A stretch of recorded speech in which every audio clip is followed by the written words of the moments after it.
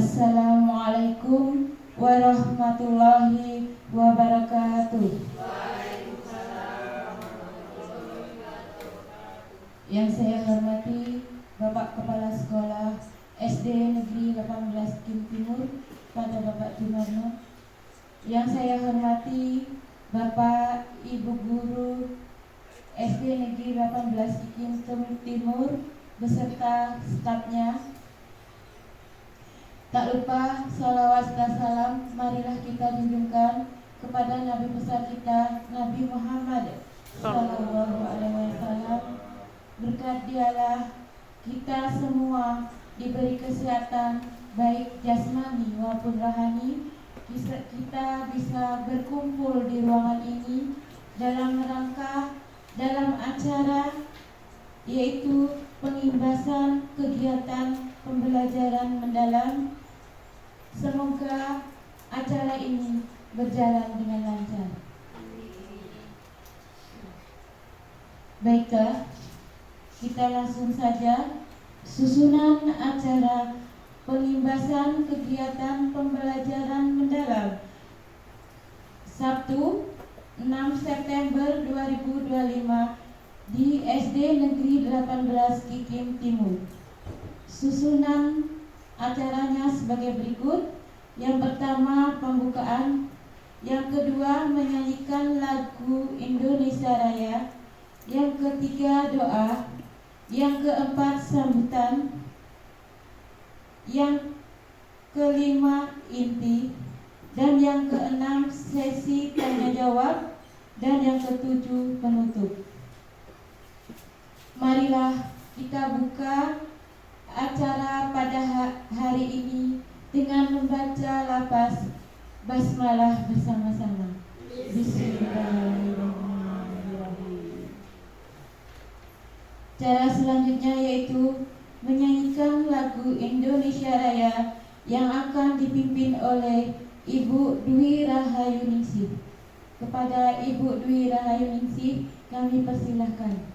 Kepada Bapak Ibu Guru kami mohon untuk berdiri sejenak.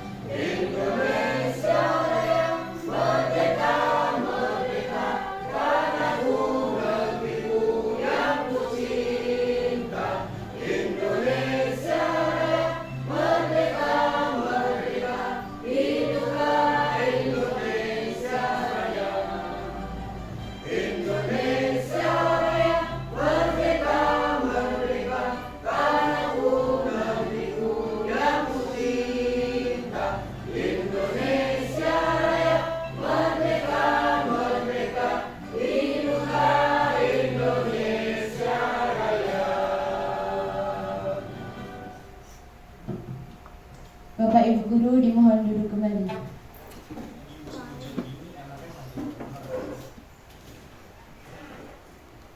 Kita lanjutkan acara selanjutnya yaitu doa yang akan dipimpin oleh Bapak Al-Faizul. Kepadanya kami persilahkan.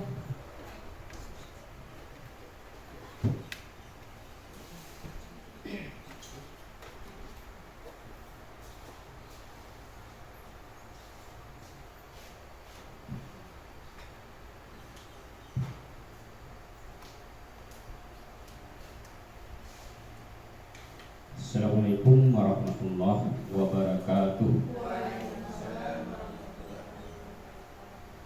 Mari Bapak Ibu kita berdoa supaya kegiatan kita hari ini berjalan dengan lancar. Ila hadratin Nabi Mustafa sallallahu alaihi wasallam. Al-Fatihah. Bismillahirrahmanirrahim. Alhamdulillahirabbil alamin. Ar-Rahmanir Rahim. Maliki yaumiddin. Iyyaka na'budu wa iyyaka nasta'in. Shiratal mustaqim. Shiratal ladzina an'amta 'alaihim ghairil maghdubi 'alaihim waladdallin. A'udzu billahi minasyaitonir rajim. Bismillahirrahmanirrahim. Alhamdulillahirabbil alamin. Hamdan syakirin. Hamdan na'imin hamdan yuwafi ni'amahu kafirin mazidah. Ya Rabbana lakal hamdu kama yanbaghi li jalali wajhikal karim wa azim sultanik. Allahumma salli ala sayyidina Muhammad wa ala ali sayyidina Muhammad. Allahumma nas'aluka iman da'iman wa nas'aluka qalban khashi'an wa nas'aluka yaqinan shadiqan wa nas'aluka ilman nafi'an wa nas'aluka tamamal yafi'an wa nas'aluka syukran wa yafi'an wa nas'aluka al-ghina lin-nas. Allahumma ighfir lana wa li abaina wa li ummahatina wa li ajdadina wa li masyayikhina wa li muallimina wa ustadzina wal muslimin wal muslimat wal mu'minin wal mu'minat wal ahya'i minhum amin. Allahumma aril haqqa haqqa warzuqna wa aril batila batila wa arzuqna tinaba. Allahumma salli ala Muhammad. Rabbana hab lana min azwajina wa dzurriyyatina qurrata a'yun waj'alna imama. Rabbana atina fid dunya hasanah wa fil akhirati hasanah. Wassallallahu ala sayyidina Muhammad. Subhana rabbika rabbil izzati amma yasifun wa salamun alal mursalin walhamdulillahi rabbil alamin. Wassalamualaikum warahmatullahi wabarakatuh.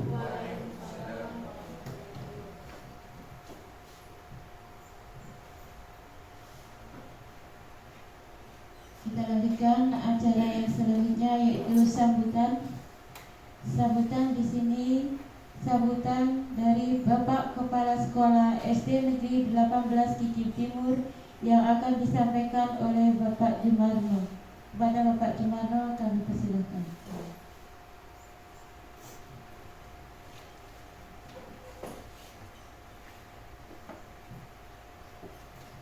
Assalamualaikum warahmatullahi wabarakatuh.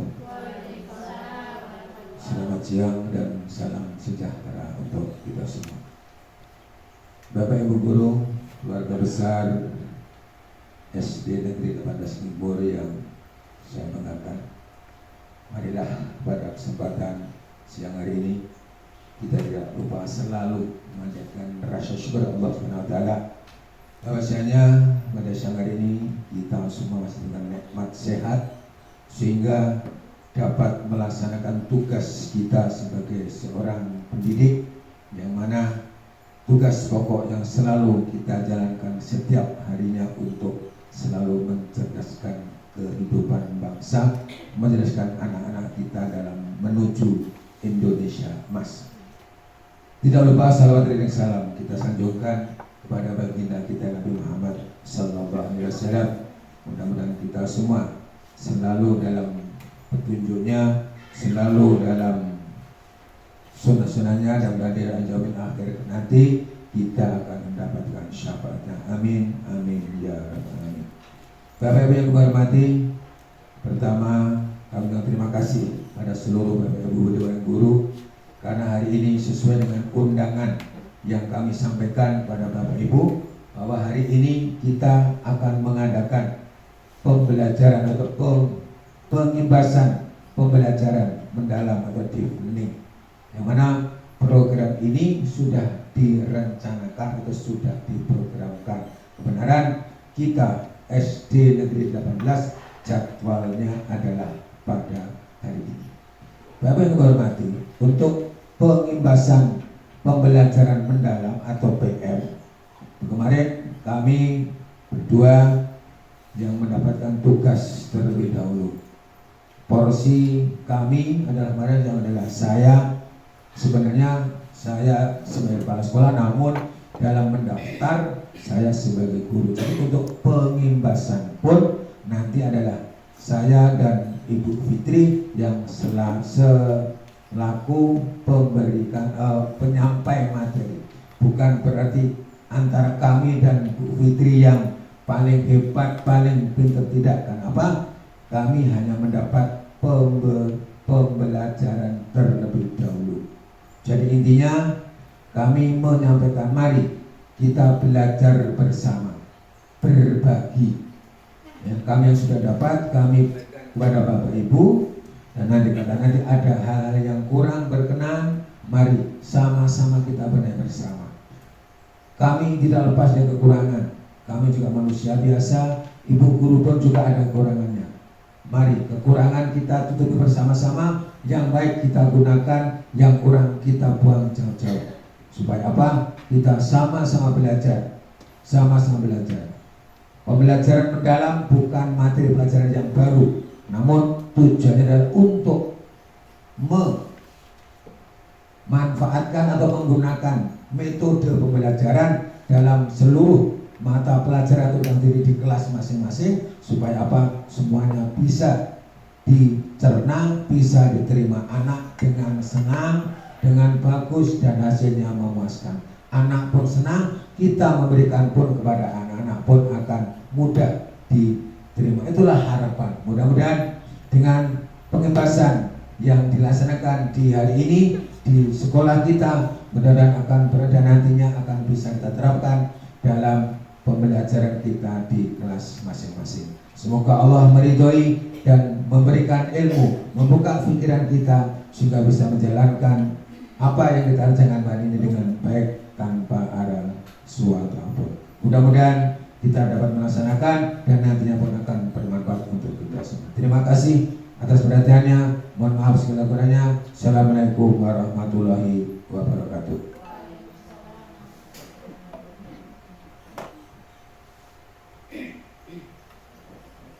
Terima kasih sambutan dari Bapak Kepala Sekolah. Kita lanjutkan acara selanjutnya, yaitu acara inti tentang pengibasan pembelajaran mendalam di SD Negeri 18 Kikim Timur yang akan disampaikan oleh Ibu Fitria Tri Suryaningrum dan Bapak Jumarno. Kepada beliau kami persilakan.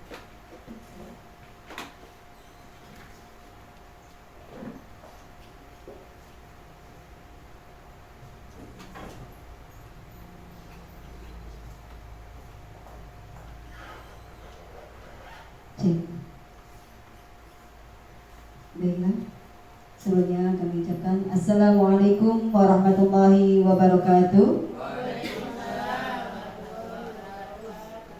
A'udzubillahi minasyaitonirrajim. Bismillahirrahmanirrahim. Alhamdulillahirabbil alamin wa bihi nasta'in wa ala umuri dunya waddin. Wassalatu wassalamu ala asyrofil anbiya'i wal mursalin sayyidina wa maulana Muhammadin wa ala alihi washabihi ajma'in. Amma ba'du.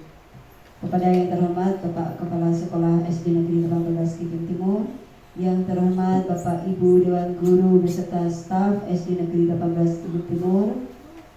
Baiklah, alhamdulillah pada kesempatan hari ini, sebelumnya mohon izin Bapak Kepala Sekolah, saya mendahului untuk memberikan pengibasan materi pembelajaran pada siang hari ini.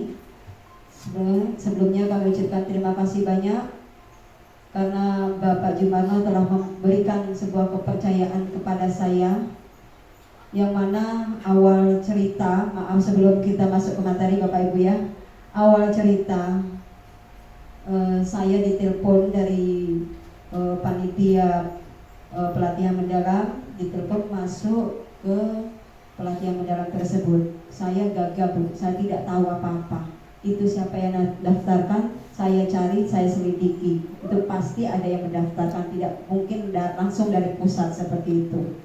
Karena pada kenyataannya saya kemarin berpikir setelah 17 Agustus saya mau leha-leha, mau merebahkan badan, karena selama 1 bulan, hampir 1 bulan saya sudah capek di lapangan untuk melatih anak-anak drum band. Namun kebetulan saya dapat telepon seperti itu, saya konfirmasi itu grup apa, saya juga nggak tahu. Saya konfirmasi ternyata itu masuk ke pembelajaran mendalam, kita dapat posting ya. Kemudian saya konfirmasi lagi dengan Bapak Jumarno, kata Bapak Jumarno, jalani dan ikuti saja, seperti itu. Awalnya sebenarnya saya memberontak Bapak Ibu, karena posisi saya tidak siap, saya juga tidak tahu. tapi saya berkesadaran diri, merefleksi diri. Saya sudah diberi tanggung jawab. Tidak mungkin saya harus mengundurkan diri seperti itu. Saya harus berjalan walaupun saya belum tahu apa-apa.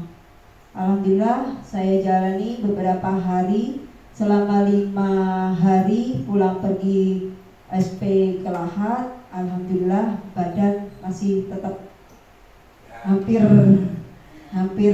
ya KO, tapi tetap kita semangat untuk mengikuti kegiatan pengibasan pada hari ini sampai hari ini. Karena saya melihat di dalam materi itu Bapak Ibu ya, itu seperti PPG tapi lebih banyak lagi. Saya pikir saya semuanya sudah saya ikuti, saya sudah duduk manis seperti itu, ternyata saya diberikan tanggung jawab yang lebih. Jadi ini mau tak mau saya harus berusaha bagaimana saya nantinya mampu untuk menjalankan dan melaksanakan tugas yang telah dibebankan kepada saya. Baiklah, di sini saya akan mengibaskan pembelajaran mendalam yang dilakukan di sekitaran tempat kerja saya, yaitu di SD Negeri 18 Kikim Timur bersama saya Ibu Fitri dan Bapak Jumarno. Yang pertama itu yaitu tentang pola pikir. Yang kita bahas sebelum pembelajaran mendalam itu adalah pola pikir. Nah, yang dimaksud pola pikir tadi bagaimana, Bu? Pola pikir yaitu fondasi dari keterampilan dan alat. Kemudian pola pikir merupakan cara melihat dan cara berpikir saat menghadapi masalah. Berperan untuk memperluas cara seseorang dalam melihat dan berpikir. Kemudian pola pikir mendikte tindakan yang dilakukan serta akan menentukan hasil yang diperoleh. Nah, kemudian ini ada 2 jenis pola pikir. Pola pikir itu ada 2, yaitu yang pertama pola pikir tetap dan pola pikir bertumbuh. Pola pikir tetap atau disebut dengan PPT, kemudian pola pikir bertumbuh atau disingkat dengan PPB. Yang dimaksud dengan pola pikir tetap itu yang bagaimana? Yaitu keyakinan bahwa kecerdasan dan keterampilan bersifat tetap yang tidak banyak bisa diubah. Terus sudah yakin bahwa saya itu bodoh, sudah tidak bisa dikembangkan lagi, itu PPT. Saya sudah ibarat kata seperti inilah, nggak bisa berubah lagi. Itu kalau pemikiran PPT tetap. Mau dikasih ibaratnya tanggung jawab, aku nggak bisa Pak, seperti itu. Karena tidak ada pemikiran untuk berubah. Kemudian PPB, yang dimaksud dengan PBB itu atau pola pikir bertumbuh, yaitu keyakinan bahwa kecerdasan dan keterampilan bisa dikembangkan lewat belajar dan berusaha. Contohnya Bu, saya ini juga nggak bisa apa-apa. Iya, kata orang yang PPT, iya Bu Fitri sudah sering mengikuti pelatihan, tapi kita semuanya sudah sama-sama ikut pelatihan. Iya, mungkin Bu Fitri sudah ada jalur keturunan pintar, tapi pintar itu tidak mendukung kepada kesuksesan. Kesuksesan yang mendukung itu adalah cara bagaimana kita belajar dan berusaha agar bisa menumbuhkan pola pikir bertumbuh.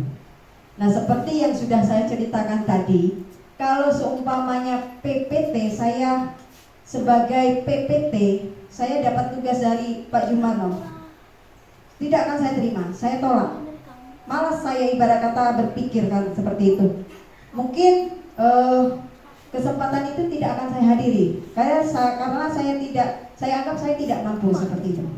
Tapi kalau kita berpikir secara PBB, saya tidak pernah mengikuti pelatihan seperti itu. Apakah saya bisa? Pasti saya bisa. Jadi kita tumbuhkan berkesadaran diri bahwasanya kita yakin bahwa diri kita itu bisa mampu melaksanakan tugas kalau kita mau belajar dan berusaha. Lanjut Bu. Lanjut dulu. Nah, di sini PC pola pikir tetap berlawanan dengan pola pikir bertumbuh. Jadi kalau pola pikir bertumbuh itu ada peluang kita ambil. Kalau ada informasi kita tampung, kita olah. Kita selalu menjadi inspirasi. Kemudian jika ada masalah kita tetap bertahan. Bagaimana kita bisa menghadapi masalah tersebut. Kemudian jika kita mendapatkan kritikan dan sebagainya, kita bisa menerimanya. Seperti itu. Itu kalau PPP. Tapi kalau memiliki pola pikir tetap, dia mempunyai kesempatan akan disia-siakan, tidak akan diambil. Seperti itu. Kemudian jika ada informasi dianggap serangan, apapun ada informasi dianggap serangan, saya tidak mampu, seperti itu. Kemudian dianggapnya itu ancaman, waduh, saya nggak bisa, seperti itu. Kemudian yang PPT dia bakal menyerah, sudah saya menyerah, saya tidak bisa, mungkin akan ditinggalkan kegiatan tersebut. Kemudian dia akan menghindar. Nah, sebelum kita melanjutkan ke pembelajaran mendalam, bagaimana pola pikir itu berkaitan dengan pembelajaran mendalam, sebelumnya kita perhatikan dulu apa namanya.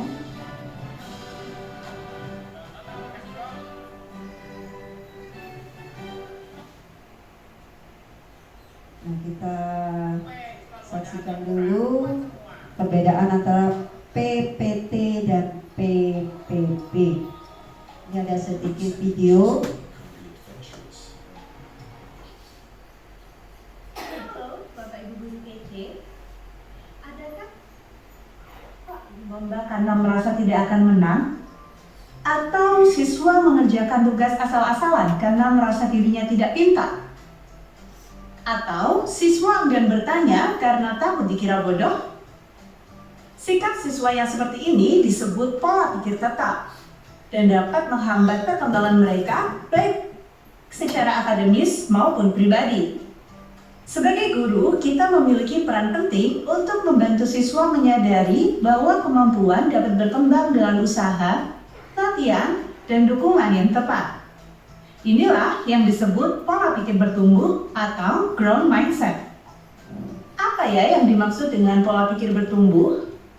Pola pikir bertumbuh yang pertama kali diperkenalkan oleh Carol Dweck adalah keyakinan bahwa kemampuan dan kecerdasan seseorang dapat berkembang seiring dengan usaha dan ketekunan. Sebaliknya, pola pikir tetap adalah keyakinan bahwa kecerdasan itu bersifat tetap dan tidak bisa berubah.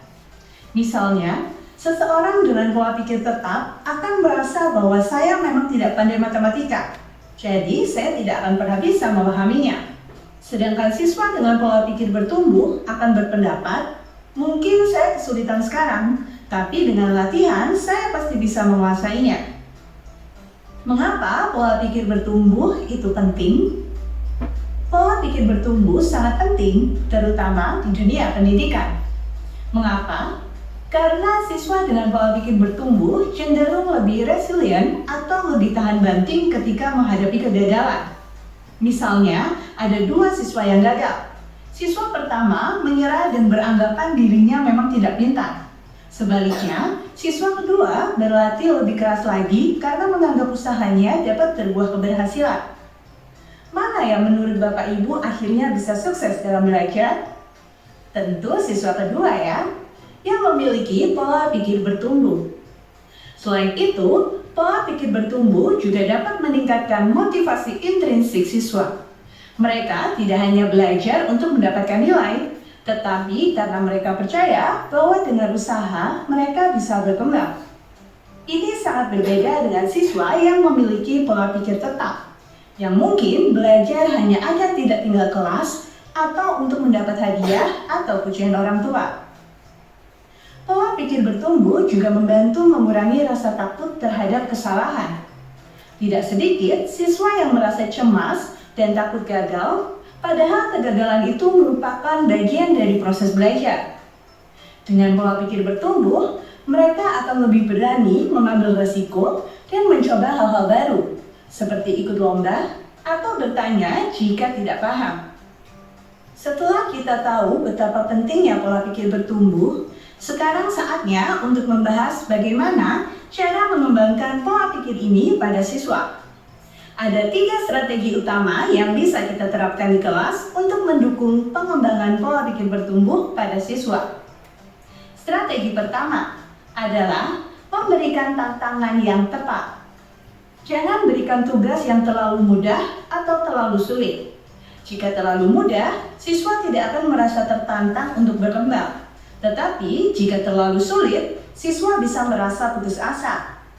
Bagaimana bisa tahu mana yang terlalu mudah atau terlalu sulit bagi siswa?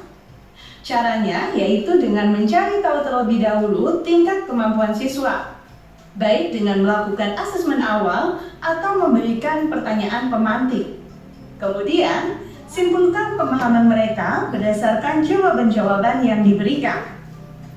Selanjutnya, berikan siswa tantangan yang sedikit lebih tinggi dari kemampuan mereka saat itu. Jika perlu, kelompokkan siswa berdasarkan tingkat pemahamannya dan berikan tugas yang sesuai pada setiap kelompok.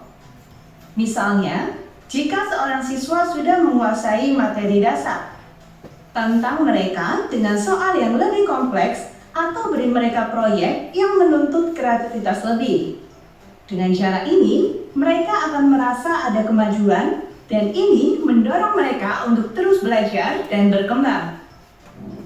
Bapak Ibu bisa mencoba menggunakan beragam metode dan model pembelajaran yang interaktif dan kolaboratif, seperti metode think pair share atau project based learning untuk mengasah penalaran kritis, memberikan pengalaman, dan membantu siswa membangun pengetahuannya sendiri.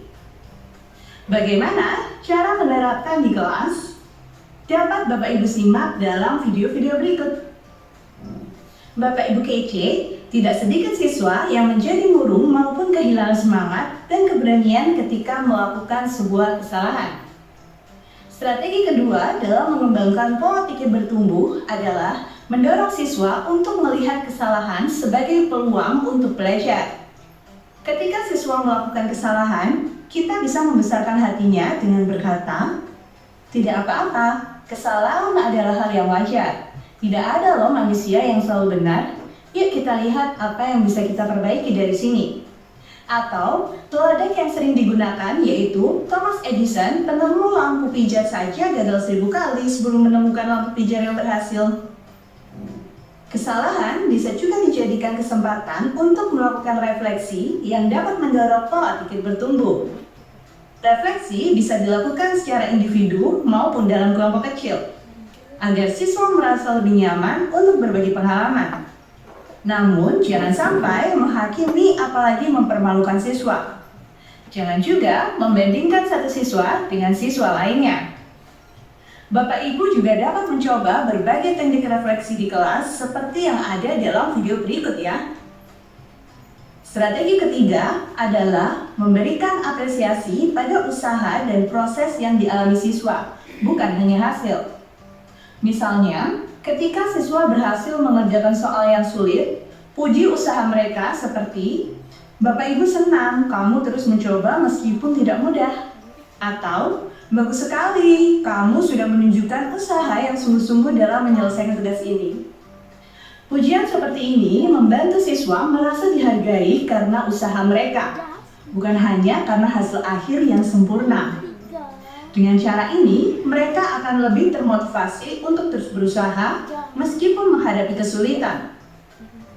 Selain apresiasi, Bapak Ibu juga bisa sekaligus memberikan umpan balik yang konstruktif.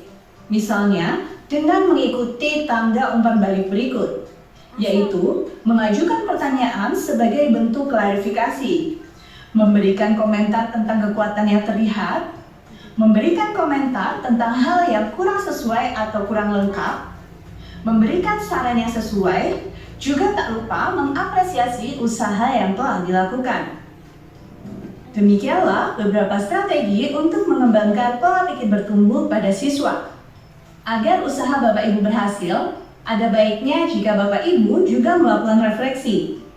Apakah saya masih membandingkan satu siswa dengan siswa lainnya? Apakah saya percaya kalau setiap siswa memiliki potensi masing-masing? Apakah saya sudah memiliki dan mengekspresikan ekspektasi positif saya terhadap siswa-siswa saya?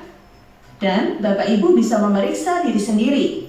Apakah saya sendiri sudah memiliki pola pikir bertumbuh? Apakah saya percaya saya bisa merubah siswa-siswa saya ke arah yang lebih baik? Nah, hanya Bapak Ibu yang bisa menjawab semua ini. Dengan menjiwai pola pikir bertumbuh dan menjadi teladan bagi siswa-siswa kita, pola pikir bertumbuh dapat berkembang dengan sepenuhnya di kelas. Gimana Bapak Ibu guru kece?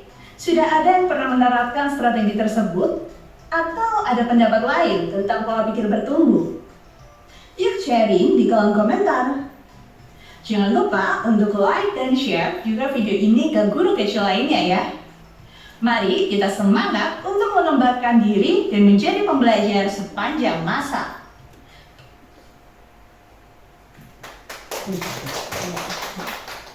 Itulah sedikit cuplikan gambaran contoh pola pikir bertumbuh. Nah, mungkin Bapak Ibu di kelas menemukan anak yang memiliki PPT pola pikir tetap, mungkin ada juga yang memiliki pola pikir bertumbuh. Jadi bagaimana cara kita mengubah daya anak-anak, daya pikir anak-anak yang tadinya tetap kita ubah menjadi pola pikir bertumbuh. Ada beberapa cara teknik tadi yang sudah disampaikan. Baiklah, lanjut bagaimana pola pikir bertumbuh dalam pembelajaran mendalam.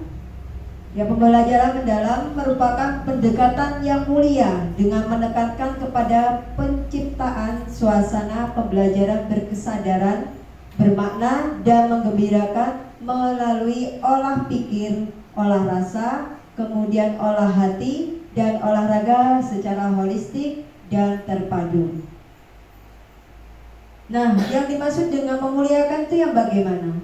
Yaitu dalam pelaksanaan pembelajaran mendalam, semua pihak yang terlibat saling menghargai dan menghormati dengan mempertimbangkan potensi, martabat, nilai dan nilai-nilai kemanusiaan. Contoh seperti kita sesama rekan, kita harus bisa saling menghargai dan menghormati. Contoh kecil saja, kalau seumpamanya, maaf Bu ya, kalau di lingkungan sekolah kita memanggilnya Bu atau bagaimana. Jangan jangan manggilnya bule, tante dan sebagainya, karena itu akan merasa tidak dimuliakan. Jadi kita memuliakan dengan panggilan seperti itu. Toh kita terkadang di rumah manggil suami kita dengan sebutan, itu pasti akan diikuti dengan anak kita.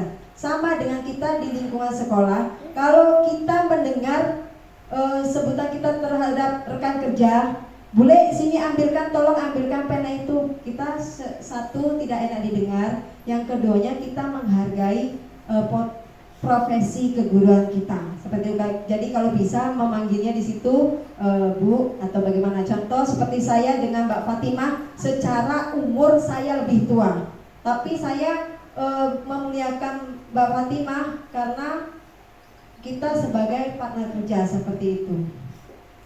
Kemudian pembelajaran mendalam itu berprinsip kepada berkesadaran. Bagaimana kita memiliki kesadaran bahwa kita itu bisa dan mampu untuk melakukan pembelajaran mendalam yang lebih bagus lagi. Kemudian bermakna bagaimana siswa itu nantinya bisa mengaplikasikan dalam kehidupan sehari-hari. Oh, pelajaran tadi begini. Tadi kata Bu Guru kita harus menghemat air.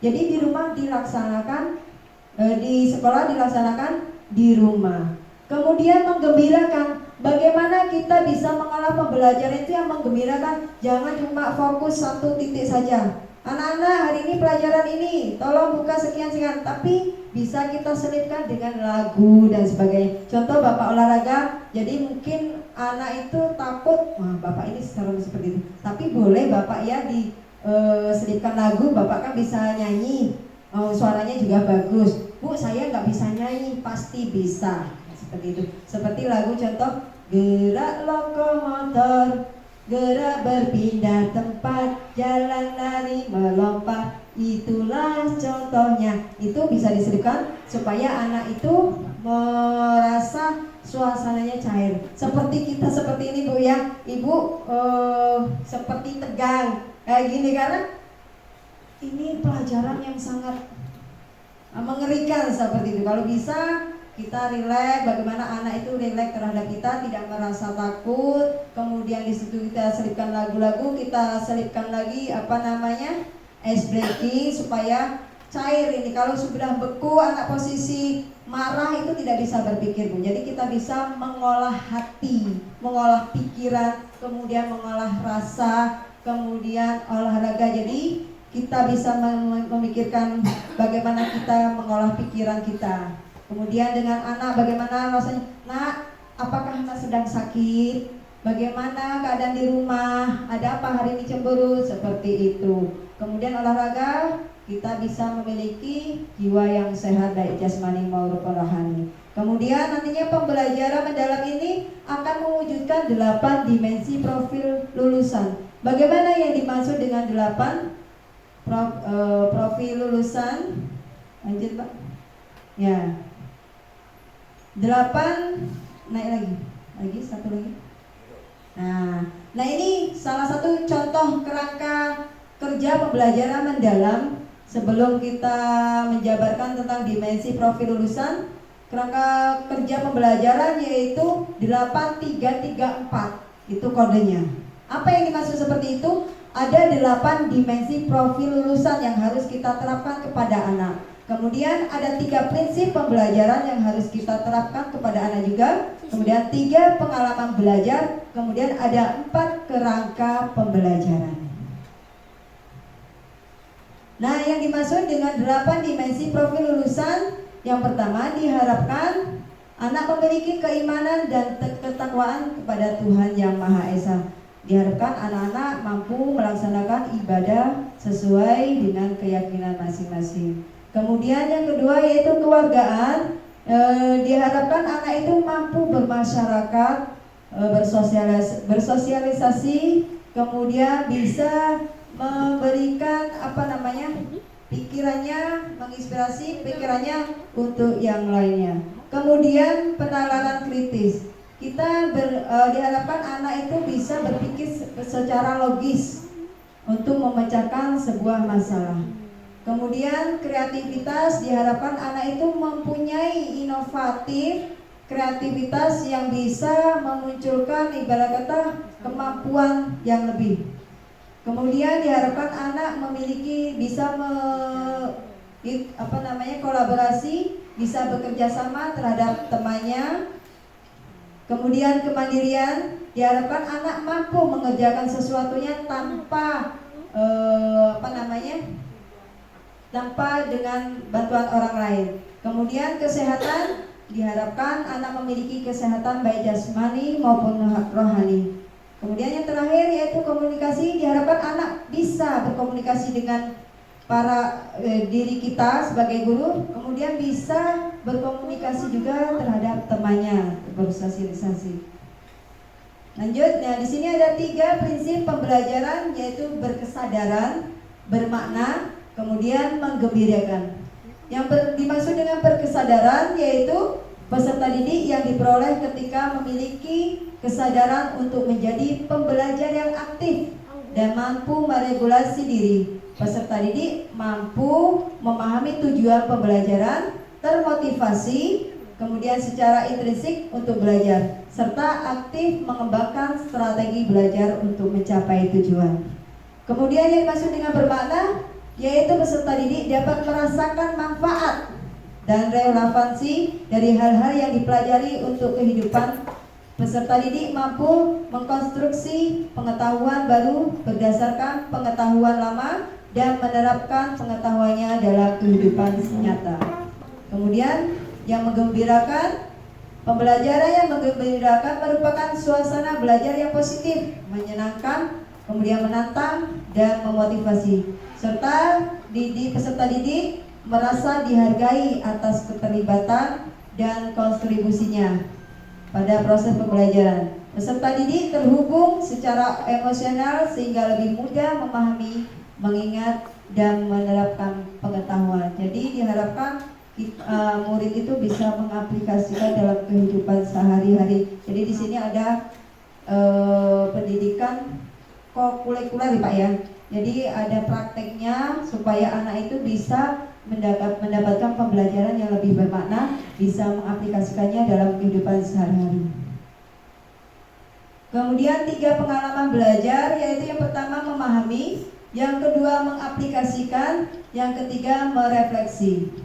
Yang dimaksud memahami yaitu tahap awal peserta didik melibatkan konstruksi pengetahuan untuk memahami konsep dari berbagai sumber. Pengetahuan di fase ini mencakup pengetahuan esensial, aplikatif, serta nilai dan karakter. Jadi anak-anak dianjurkan, diharapkan untuk bisa memahami ilmu pengetahuan yang kita berikan. Kemudian mengaplikasikannya, yaitu pengalaman belajar menunjukkan bahwa peserta didik mengaplikasikan pengetahuan secara kontekstual yang diperoleh melalui pendalaman pengetahuan.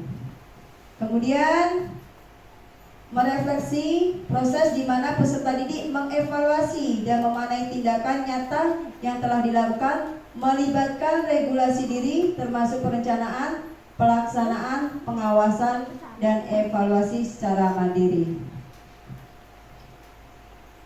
Nah, di sini ada 4 kerangka pembelajaran, yaitu praktek pedagogis, kemudian lingkungan pembelajaran, kemudian ada kemitraan pembelajaran, ada pemanfaatan digital. Nah, peran guru dalam pembelajaran mendalam yaitu sebagai aktivator, yaitu guru menstimulasi peserta didik untuk mencapai tujuan pembelajaran dan kriteria kesuksesan pembelajaran dengan berbagai strategi, serta memberikan umpan balik untuk menstimulasi setiap level pencapaian yang lebih tinggi. Kemudian kolaboratif, guru membangun kolaboratif inquiry dengan peserta didik, rekan kerja, rekan sejawat, keluarga, masyarakat, mitra profesi, dan dudika dalam mitra lainnya dalam mengembangkan dan berbagai pengalaman nyata dalam penerapan pengetahuan pembelajaran mendalam. Kemudian mengembang budaya belajar, guru memberikan kepercayaan dan peluang mengambil risiko kepada peserta didik untuk mengembangkan kreativitas dan berinovasi dan melibatkan peserta didik dalam mengembangkan pengalaman belajar serta menciptakan lingkungan pembelajaran yang mendukung. Ini nah, kita sebagai guru, kita ada kolaboratif sesama rekan kerja, kemudian sesama orang tua, kemudian juga yang paling penting adalah kepada murid dengan guru.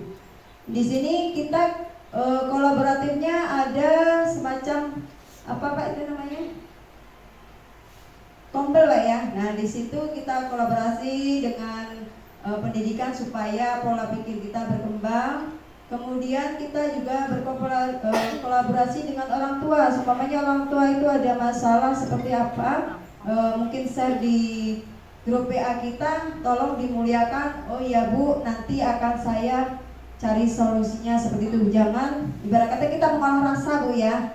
Yang terkadang kita juga SMS di grup seperti itu tidak ada respon segala macam. Tapi kita sekarang belajar untuk mengolah rasa. Bagaimana kita bisa berkolaborasi dengan orang tua. Bu, anak ibu seperti ini, mohon bantuannya di rumah seperti ini, seperti itu. Jangan, Bu, anak ibu ini di sekolah kayak gini, jangan.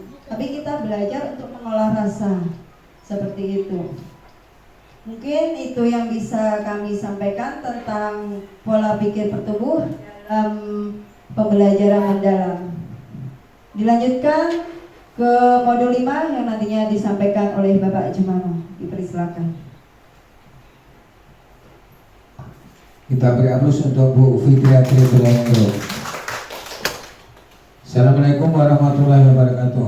Bapak Ibu guru yang saya hormati, kita lanjut ke modul yang kelima. Tadi di Ibu Fitri sudah memberikan dari modul 1 tentang pembelajaran dalam, disambung modul 2, 3, 4 bergabung. Nah, bagian kaplingan yang terakhir yaitu modul 5, kaplingan saya untuk memberikan kepada bukan berarti yang di sini terus tahu semuanya, tidak. Intinya mari kita bersama-sama belajar. Ada kekurangan, saling memberi, saling mengingatkan sesuai dengan prinsip-prinsip dalam pembelajaran. Pertama, mengembirakan, sudah. Yuk supaya bagaimana kita gembira. Supaya tidak terlalu tegang, tidak terlalu kaku, tidak terlalu monoton, takut, tidak usah takut. Kita sama-sama belajar. Ya. Nanti pun akan ada giliran sehari ini Bu Fitri. Nah, besok siapa tahu dapat giliran lagi. Sebentar lagi untuk coding. Nah, coding akan siap kepada Bu Fuji Dwi Korwanti codingnya. Nanti kita lihat dengan yang lain. Oke, kita lihat ke modul yang kelima Ibu. Kita lihat.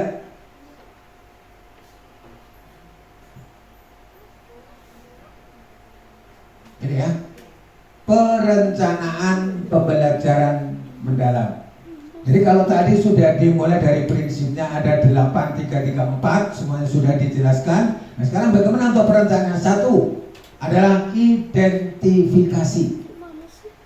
Identifikasi kalau dalam ini ada mencari sumber permasalahannya. Kalau dalam orang sakit, panas, sakitnya apa itu mengidentifikasi, mencari apa penyebab daripadanya. Untuk pembelajaran mendalam, pertama mengidentifikasi kesiapan murid. Ya, mengidentifikasi kesiapan murid. Misalnya muridnya tadi ada nangis, apa masalahnya? Ditanya, mengidentifikasi, mencari dari sumber ataupun pokok permasalahan. Yang kedua, memahami karakteristik materi pelajaran. Pelajaran seni rupa, pelajaran menyanyi berbeda dengan pelajaran matematika. Pelajaran matematika bahasanya sebagai hantu atau momok. Nah, kita sebagai guru bagaimana untuk membangkitkan anak supaya tidak takut dengan pelajaran matematika. Jangan hanya senang dengan menyanyi, hanya senang dengan olahraga. Diusahakan olahraga senang, matematika pun juga dirindukan oleh anak-anak. Itu namanya memahami karakteristik materi. Nah, kemudian menentukan dimensi profil lulusan. Dan sudah ada 8 profil lulusan. Di antaranya ada tadi sudah dijelaskan oleh Bu Fitri, tidak usah ulang, nanti kita ulang di lain kesempatan waktunya supaya bisa tercukup dengan yang lain. Kemudian yang kedua adalah desain pembelajaran. Bagaimana menyusun, mendesain. Seorang desainer menentukan pola, misalnya mendesain baju, orangnya gemuk, bagaimana polanya? Itu untuk misalnya dalam desainer busana. Nah, kalau pembelajaran, satu menentukan tujuan pembelajaran. Tujuannya apa? Sesuai ada dalam TP, ATP, sudah ada. Semua sudah kita pelajari, sering kita sebagai kegiatan dan sudah kita buat dalam pembelajaran yang Bapak Ibu buat dalam merencanakan rencana pembelajaran. Kalau dulu adalah satuan pelajaran dulu, sekarang sudah banyak lagi perkembangan, banyak lagi nama yang timbul, yang muncul dalam. Kemudian yang kedua, menentukan kerangka pembelajaran, praktis, pedagogis, kemitraan pembelajaran, lingkungan pembelajaran, pemanfaatan digital. Yang terakhir inilah yang paling banyak kita gunakan adalah pemanfaatan digital. Bahkan sekarang anak-anak kecil pun pembelajarannya sudah menggunakan digitalisasi. Anak nangis dikasih HP, diam. Ya, anak rewel kasih HP, diam. Walaupun dia lapar, tidak akan memikirkan perutnya, asal dia pegang HP, diam. Ini adalah salah satu contoh. Kita pun juga bisa memanfaatkan dengan penggunaan AI dan lain sebagainya. Coding yang sebentar lagi nanti akan kita terima. Inilah salah satu tuntutan yang perlu dan harus kita pupuk bersama-sama untuk meningkatkan pembelajaran, terutama untuk mencapai tujuan pembelajaran yang akan kita laksanakan bersama. Yang ketiga, asesmen, penilaian. Ya. Penilaian apa dalam pembelajaran mendalam? Satu, asesmen pada awal atau pre-test. Ya, tes sebelum untuk mengetahui sejauh mana kemampuan atau kesiapan anak untuk pelajaran tersebut. Sebelum. Kemudian asesmen pada proses pembelajaran di tengah. Ya, misalnya ada penugasan, pertanyaan pada waktu Bapak menjelaskan tentang pelajaran apapun, matematika, bahasa, IPA.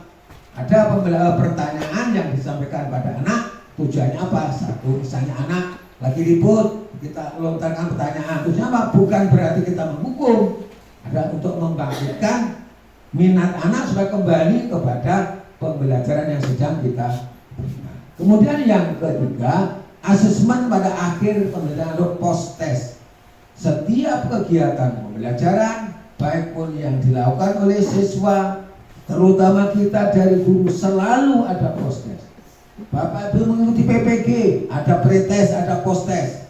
Post test adalah untuk menentukan sejauh mana kemampuan kita dalam menerima, mencerna yang pembelajaran yang kita terima. Setelah post test kita laksanakan, baru akan tahu hasilnya. Baik, sangat baik, kurang, cum laude, dan lain sebagainya. Itu salah satu contoh pada pemberian asesmen pada akhir pembelajaran. Atau dalam kuliah ada ujian akhir. Nah, itulah tujuannya, setelah ada ujian ada hasilnya. Anak-anak kelas 6, mengapa ada ujian? Untuk menentukan nilai dalam ijazah. Yang keempat adalah pengalaman belajar. Pengalaman belajar. Pengalaman adalah pembelajaran yang tidak akan bisa terlupakan. Ya, pengalaman dan pembelajaran yang tidak bisa terlupakan. Merancang pembelajaran dengan prinsip berkesadaran, bermakna dan menggembirakan. Sadarannya apa? Sadar apa yang kita berikan? Ya. Kemudian bermakna, berguna, bermanfaat, dan menggembirakan. Kita berusaha untuk perencanaan dalam pembelajaran mendalam. Salah satu yang selalu ditekankan adalah menggembirakan. Jadi baik matematika pun kita buat pembelajaran yang menggembirakan, bukan menakutkan. Ya, bagaimana? Harus kita berusaha supaya apa? Inilah tantangan kita tadi. Ya, ada tantangan, ditantang untuk selalu paling tidak kita sedikit ada perubahan. Perubahan itulah yang dituntut, yang diminta dalam pemberian penjelasan, kemudian pemberian dalam seminar, kemudian seperti ini salah satunya adalah dituntut untuk ada perubahan paling tidak yang Kemudian yang kedua, mendeskripsikan pengalaman belajar, memahami, mengaplikasi dan merefleksi bahan bacaan. Biasanya kalau anak ini paling senang dengan bacaan. Tetapi yang mari kita terima pada anak, memahami, paham apa yang dibaca, mengaplikasi, menggabung-gabungkan, kemudian merefleksi bahan. Nah, kita yang sekarang ini diminta setiap kelas supaya kita ada untuk pembelajaran, pengalaman belajar. Setiap kelas diminta, bahkan dituntut untuk mengadakan pojok baca. Tujuannya apa? Supaya anak terbiasa dengan kegiatan literasi. Membaca toh walaupun hanya 5 menit, syukur sampai 10 menit. Yang kita lakukan kepada anak, mudah-mudahan anak yang tadinya kurang, yang tadinya sangat lemah, kembali kepada yang awal. Pemikiran yang bertumbuh. Bukan tidak bisa, hanya belum, hanya tertunda. Ya, kemampuan anak pasti bisa, hanya tingkatannya berbeda. Ibarat loadingnya ada yang cepat, ada yang lambat, itulah kemampuan anak. Maka tanamkan pemikiran bertumbuh atau PPB, bukan PPT. Kita pun juga mari kita ada mindset kita. Kita harus bisa. Kita bisa, walaupun hanya tahapan kita berbeda. Kalau dengan Ibu Fatimah mungkin loadingnya cepat. Kalau macam saya, Pak Jono ini nambah juga, Bu Samsia nambah juga. Nah, sesuai dengan ininya apa? Ibarat pesawat kloternya masing-masing. Kalau yang pesawatnya Garuda ya cepat, kalau Lion Air ya lambat. Nah, jadi intinya apa? Mari pada pembelajaran mendalam ini, terutama yang pengalaman belajar, saya minta pada Bapak Ibu, mari di kelas masing-masing kita awali dengan menanamkan pojok. Pernah waktu itu diterapkan oleh Bu Panti, nah, tapi berjalan hanya sebentar. Yuk jalankan lagi semuanya. Buku kita banyak, ya buku kita manfaatkan. Lanjut. Nah, kemudian bagaimana cara mendesain? Ya, cara mendesain dalam pembelajaran dalam satu, praktek pedagogis, memilih model atau strategi atau metode yang mendorong eksplorasi dan pemecahan masalah untuk mencapai tujuan pembelajaran agar murid aktif membangun pemahaman mendalam, misalnya pembelajaran berbasis proyek, pembelajaran inquiry dan sebagainya. sebagainya. Proyek dan tugas, nah ditugaskan. Macam tadi aku lihat di kelas 3, nah, ada tugas membuat seperti praktek rumah, bentuk rumah, itu tugas.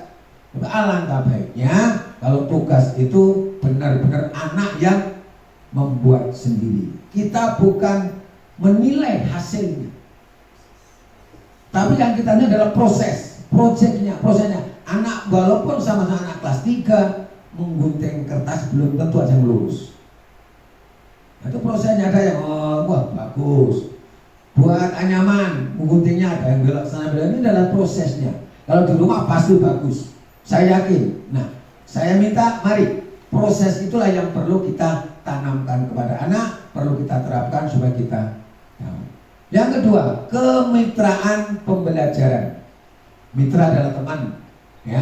Dalam usaha banyak mitra dagang, mitra dan sebagainya. Bagaimana dalam pembelajaran? Melibatkan berbagai pihak seperti guru lintas mata pelajaran, orang tua, industri atau komunitas untuk mempercaya pengalaman belajar. Kolaborasi ini dapat dilakukan melalui diskusi, mentoring atau kunjungan lapangan dan lain-lain. Maksudnya apa? Pada lintas guru, contoh ya, Pak Faizul selaku guru olahraga, kemudian Bu Ida sebagai guru agama, Bu Marda sebagai guru agama, kemudian Bu Fatimah sebagai guru bahasa Inggris. Artinya apa? Dari Bapak guru yang tadi kita gabungkan. Tujuannya apa? Kita saling memberikan. Di mana tahu kekurangan anak, supaya anak lebih belajar, supaya anak lebih senang. Wah, senangnya olahraga toh. Gabungkan dengan matematika. Sisipkan pelajaran matematika dalam olahraga supaya apa? Anak merasa senang, merasa terlindungi dan merasa diajak dalam belajar tersebut. Termasuk kunjungan lapangan. Ini apa? Misalnya kelas A ke kelas B, bukan tujuannya saling apa istilahnya kata saling mendatangi kemudian mengadakan demo, bukan. Ini apa? Saling memberi masukan, saling menambah, menutupi ataupun melengkapi kekurangan dan saling berbagi yang ada kelebihan di antara kita. Lanjut. Yang ketiga, pada desain pembelajaran adalah lingkungan pembelajaran. Menciptakan ruang belajar yang mendukung eksplorasi dan kolaborasi kerjasama. Tadi saya sampaikan antara guru satu dengan guru yang lain, pelajaran dengan pelajaran yang lain digabungkan supaya apa? Saling melengkapi, supaya untuk ibarat dalam suatu makanan ada kurang garam, kurang cabai, kurang ini, saling melengkapi. Insya Allah kalau lengkap sudah akan menjadi rasa yang sempurna. Ya, baik di dalam bentuk fisik, yaitu antara kelas interaksi, laboratorium atau ruang kreatif, maupun virtual, forum diskusi, pelapon, LMS dan lain sebagainya. Itu semua digunakan untuk mendesain, menyusun dalam pembelajaran mendalam. Artinya apa? Dalam pembelajaran mendalam bukan pelajarannya, tapi usaha kita untuk menanamkan pembelajaran dari tiap-tiap bidang studi kepada anak-anak kita. Olahraga ada mendalamnya, kemudian matematika, bahasa, IPA, semuanya ada pembelajaran mendalamnya. Jadi pembelajaran mendalam itu bukan bidang studinya, tapi adalah cara ataupun jalan untuk menuju keberhasilan anak. Kemudian yang keempat, pemanfaatan digital. Menggunakan teknologi seperti e-learning, simulasi, augmented reality AR, dan kecerdasan buatan atau AI untuk meningkatkan aksesibilitas, interaktivitas, dan personalisasi pembelajaran sesuai dengan kebutuhan murid. Yang terakhir ini sebenarnya anak yang paling suka, ya, paling suka dengan digital. Tetapi kebanyakan anak menggunakannya untuk keperluan bukan belajar, tetapi untuk bermain game, bermain sesuatu dan sebagainya. Nah, kita sebagai seorang guru, mari kita manfaatkan. Pernah tahun 2019 waktu ada COVID adalah pembelajaran dengan daring semuanya. Ya, di rumah dikirim soal, dikirim tugas, semuanya dilakukan dengan digitalisasi. Nah sekarang dengan ada tuntutan pembelajaran mendalam, mari kita manfaatkan teknologi IT untuk belajar supaya kita bisa memanfaatkan, membantu anak baik dalam belajar dan sebagainya. Oke, masih, teman-teman. Nah, asesmen pembelajaran mendalam, waktunya ini sudah perlu kita mepet aja, tidak usah terlalu banyak, dikit aja. Asesmen pada pembelajaran mendalam. Asesmen adalah penerapan pembelajaran mendalam, yaitu formatif, sumatif. Formatif itu sebelum di awal, kemudian sumatif di pertengahan atau akhir. Nah, ada beberapa materi yang ada autentik dan holistik. Nah, penilaian dengan realita kehidupan konteks sehari-hari. Kemudian holistik yang melihat keseluruhan aspek pemahaman siswa secara utuh, terpadu meliputi pengetahuan, keterampilan, dan sikap. Lanjut. Kemudian prinsip asesmen ada berkeadilan, objektif, dan edukatif, atau berkeadilan, edukatif, dan objektif. Berkeadilan artinya apa? Melakukan penilaian yang tidak bias, artinya tidak samar-samar, jelas, objektif. Nah, berkeadilan, adil oleh latar belakang atau kebutuhan khusus peserta didik. Misalnya macam ada siswa yang rehat, ya gimana, kemudian jumeri gimana, itu kita bisa memilih asesmen yang tepat sesuai dengan kemampuan yang dimiliki oleh anak. Kemudian edukatif, pendidik, penilaian hasilnya digunakan sebagai umpan balik bagi pendidik, peserta didik, dan orang tua untuk meningkatkan proses pembelajaran dan hasil belajar. Kemudian yang ketiga, penilaian objektif. Penilaian didasarkan pada informasi faktual atas pencapaian, perkembangan, atau hasil belajar peserta didik. Itu yang objektif. Kemudian jenisnya ada formatif, yaitu bertujuan untuk memberikan informasi umpan balik bagi pendidik untuk memperbaiki proses. Kemudian yang kedua sumatif, yaitu asesmen yang dilakukan untuk memastikan ketercapaian tujuan. Nah, untuk yang formatif ini bisa dilakukan pada awal pembelajaran atau di dalam proses pembelajaran. Nah, kalau sumatif ini dilakukan untuk menentukan kenaikan kelas dan kelulusan dari satuan pendidikan. Artinya di akhir seperti ujian dan lain sebagainya. Kesimpulan, menerapkan pola pikir bertumbuh adalah kunci bagi kita sebagai pengajar dan juga bagi murid. Dan memiliki pola pikir bertumbuh, kita dan murid dapat terus belajar dan berkembang, menjadikan kegagalan sebagai batu loncatan untuk menuju keberhasilan, bukan sebagai akhir dari segalanya. Pendekatan ini akan menciptakan lingkungan belajar yang positif, inovatif, penuh, dan semangat. Kemudian secara keseluruhan, pembelajaran mendalam adalah metode yang berupaya membentuk pembelajar sejati, bukan sekedar murid yang pasif. Pendekatan ini melatih mereka untuk menjadi individu yang mandiri, kreatif, bertanggung jawab, karena tidak hanya memahami materi, tapi juga memahami makna daripada pembelajaran tersebut. Sekian, terima kasih. Terima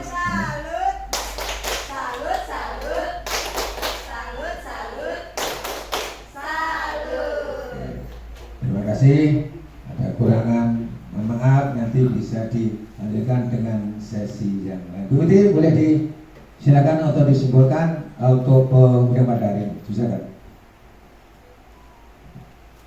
Baiklah, terima kasih yang telah disampaikan oleh Bapak Jumarno tentang pembelajaran mendalam. Semoga kedepannya nantinya kita bisa menerapkan pembelajaran mendalam dengan menggunakan pendekatan yang memuliakan, dengan melakukan 3 prinsip, yaitu berkesadaran, bermakna, dan menggembirakan. Kemudian dengan cara kita olah pikir, olah hati, olah rasa, dan olahraga. Mungkin sebelum kita tutup, mungkin ada sesi tanya jawab kepada Bapak Ibu yang mau bertanya, kami persilakan. Monggo.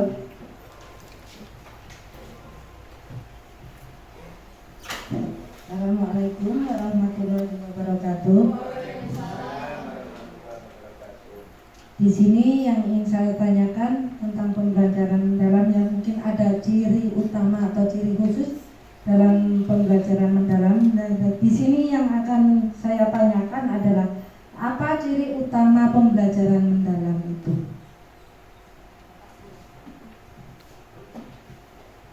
Baik, Bapak Ibu, ada pertanyaan dari Ibu Sularti. Sebelumnya saya belum akan menjawab ini, dan saya akan lemparkan dulu kepada Bapak Ibu selaku peserta pada hari ini.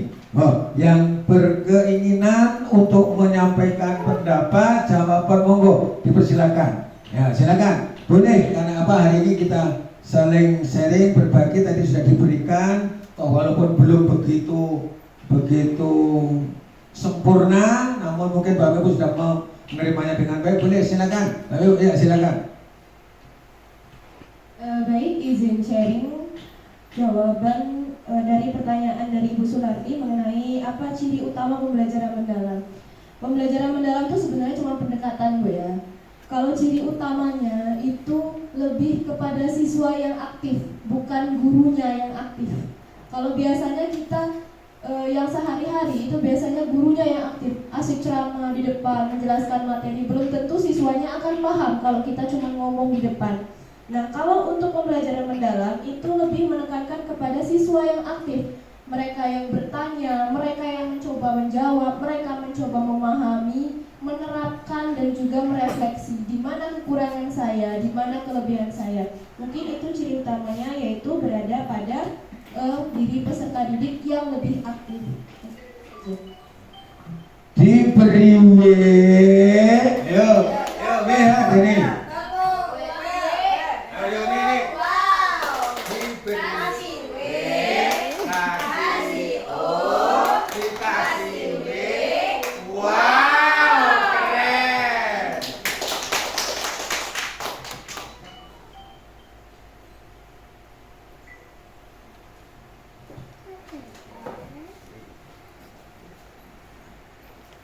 Oke, terima kasih atas pertanyaan dari Ibu Fatimah, Ibu Sularti yang dibantu oleh Ibu Fatimah. Terima kasih. Kita lanjut, mungkin masih ada lagi. Oke, Ibu Sumati, monggo. Assalamualaikum warahmatullahi wabarakatuh.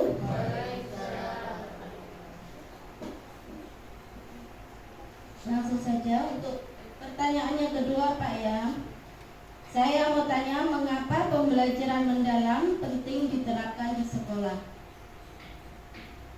Itu saja, terima kasih. Assalamualaikum warahmatullahi wabarakatuh. Bu Putri, silakan dijawab atau ini monggo. Cek. Ya, tadi tes. Tadi telah ditanyakan oleh Ibu Sumiati bahwasanya mengapa pembelajaran mendalam penting diterapkan di sekolah kita, yaitu karena dapat menumbuhkan keterampilan berpikir tingkat tinggi, kemudian bisa menumbuhkan kreativitas, kemudian menumbuhkan kemandirian belajar, serta menyiapkan siswa menghadapi tantangan nyata di luar kelas kita. Itu yang bisa kami sampaikan. Mungkin ada tambahan dari Bapak, monggo. Baik, Bapak Ibu, ada yang mau bertanya lagi? Baik.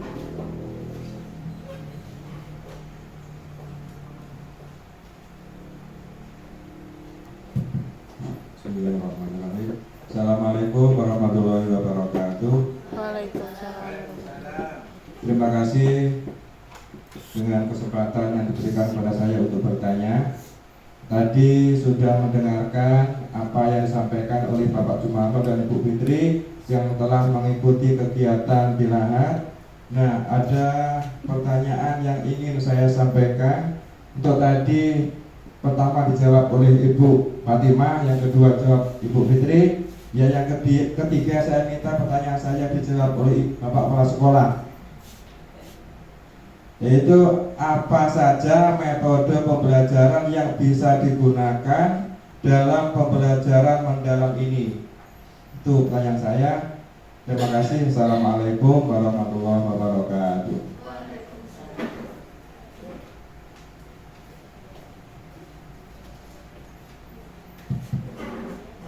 Metode. Nah, berarti kan cara ya, kalau kita dalam pelajaran sehari-hari di kelas dulu yang paling keren adalah metode ceramah. Nah, dulu paling keren ya, tidak ada metode selain metode ceramah. Setelah ceramah naik ke metode CBSA, cara belajar sesuatu. Tapi ini gimana diubah, catat bahan sampai habis, nah, catat buku sampai habis. Nah, ini, nah sebenarnya CBSA ya, itu dulu namanya CBSA. Sekarang inilah cara belajar siswa aktif. Nah, siswa aktif yang dituntut siswanya yang aktif, tapi bagaimana siswa aktif? Kita sebagai seorang guru bisa menimbulkan, menggali, kemudian ibarat apa ya, mengambil umpannya, mengumpani siswa supaya dia aktif. Nah, istilahnya apa itu? Nah, coba Bu Fatimah bantu yang ini istilah untuk supaya siswa itu aktif. Kalau dulu dalam CBSA, sekarang apa? Coba yang istilah bahasa Inggrisnya. Kalau untuk metodenya Pak, sekarang bisa pakai project based learning atau pembelajaran berbasis proyek. Jadi misal kalau ada prakarya, bisa juga anak itu dibentuk kelompok, kemudian kita kasih proyek. Untuk buat replika gunung meletus, bisa pakai koran segala macam. Jadi itu bisa menumbuhkan kreativitas serta aktif siswanya. Jadi bisa pakai metode yaitu PJBL atau Project Based Learning. Yang kedua bisa juga pakai metode PBL atau Problem Based Learning. Jadi mengangkat suatu masalah untuk kita ngaji sama-sama. Misal kita belajar tentang IPAS mengenai kesehatan. Jadi kita bisa angkat masalah yang ada di sekitar lingkungan kita. Jadi kita bisa angkat isu masalah, misal ada masalah stunting di desa kita. Nah, itu bisa kita kolaborasikan, bisa kita angkat dalam suatu pelajaran seperti IPAS mengenai kesehatan. Jadi ada dua, yaitu yang pertama PJBL atau Project Based Learning, dan yang kedua PBL yaitu Problem Based Learning atau mengaitkan masalah dengan pembelajaran. Jadi metodenya itu bisa juga menggunakan metode inquiry, metode diskusi, dan juga pembelajaran kolaboratif. Seperti tadi kan kita punya kemitraan pembelajaran, kita bisa berkolaborasi. Misal kita punya puskes di sini Pak ya, kemudian ada tenaga kesehatan, itu bisa kita ajak kolaborasi dalam suatu pembelajaran. Seperti tadi IPAS tentang kesehatan, kita bisa undang salah satu narasumber seperti tenaga kesehatan untuk mengisi materi, karena kadang anak tuh kalau sama kita udah bosen Pak lihatnya. Tapi kalau ada tamu, ada narasumber, itu biasanya mereka akan lebih excited, lebih penasaran. Jadi kita bisa undang narasumber, itu sebagai salah satu metode pembelajaran di pembelajaran mendalam. Mungkin itu saja. Sekian, terima kasih. Salut, salut, salut, salut, salut, salut, salut.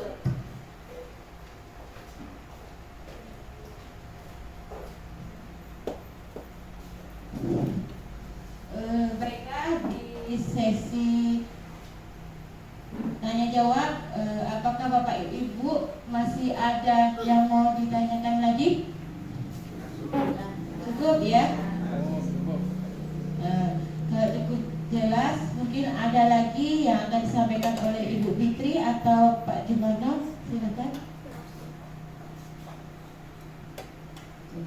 Izin Pak Ibu, tadi sudah saya buka tapi tidak saya tutup. Kami atas nama peserta pelatihan kegiatan pembelajaran mendalam, kami mengucapkan terima kasih atas kesempatan Bapak Ibu sekalian yang telah hadir pada hari ini dan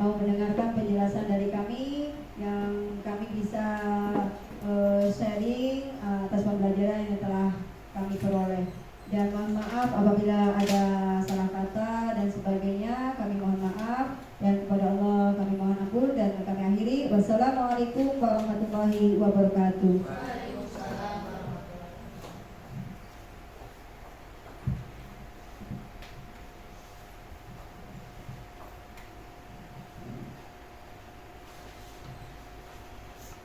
Terima kasih kepada Bapak Jumarno dan Ibu Fitri yang telah menyampaikan materi pembahasan kegiatan pembelajaran mendalam kepada Bapak Guru SD Negeri 18 Kim Timur. Semoga kita semua bisa mengambil dari apa yang disampaikan oleh Bapak Jumarno dan Ibu Fitri untuk diterapkan di kegiatan belajar mengajar di kelasnya masing-masing. Baiklah, penghujung acara kita selanjutnya yaitu penutup. Marilah kita tutup acara pada siang hari ini dengan melafazkan lafaz hamdalah bersama-sama. Alhamdulillah. Baiklah, saya selaku pemandu acara pada siang hari ini, apabila ada kata-kata yang salah kepada Bapak Ibu Guru, saya mohon maaf. Kepada Allah saya mohon ampun. Saya akhiri, wabillahi taufiq wal hidayah. Wassalamualaikum warahmatullahi wabarakatuh. Waalaikumsalam.